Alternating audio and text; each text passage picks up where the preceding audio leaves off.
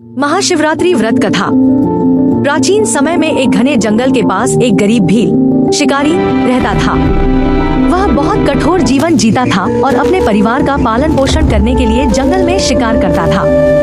उसे भगवान शिव की महिमा का ज्ञान नहीं था। एक दिन फाल्गुन कृष्ण चतुर्दशी की रात आई, जिसे हम महाशिवरात्रि कहते हैं। उस दिन शिकारी पूरे दिन शिकार की तलाश में जंगल में भटकता रहा, लेकिन उसे कोई शिकार नहीं मिला।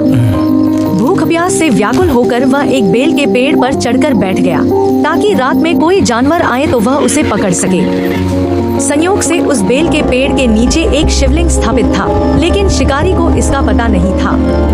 रात भर जागते हुए वह अपने हाथ में रखे पानी के पात्र से थोड़ा थोड़ा पानी नीचे गिराता रहा और समय काटने के लिए बेलपत्र भी तोड़कर नीचे फेंकता रहा। अनजाने में ही उससे भगवान शिव की पूजा हो रही थी। पानी गिरना अभिषेक, बेलपत्र गिरना पूजा, पूरी रात जागना शिवरात्रि का जागरण, भूखे रहना व्रत। इसी दौरान रात के चारों प्रहरों में अलग अलग हिरण वहां पानी पीने आए। पहले हिरण ने कहा, मैं अपने बच्चों को देखकर लौट आऊंगा, तब तुम मुझे मार लेना। शिकारी ने उसे जाने दिया। दूसरा और तीसरा हिरण भी इसी प्रकार वचन देकर गए और शिकारी ने उन्हें भी छोड़ दिया। अंत में चौथा हिरण आया, जो उन सबका पति था। उसने भी वही प्रार्थना की। अब तक शिकारी का हृदय बदल चुका था।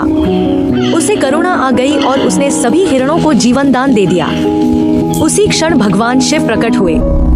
उन्होंने कहा, हे भील, तुमने अनजाने में ही महाशिवरात्रि का व्रत, जागरण और मेरी पूजा पूरी श्रद्धा से कर ली है। साथ ही तुमने दया दिखाकर महान पुण्य कमाया है, इसलिए मैं तुम्हें मोक्ष प्रदान करता हूँ।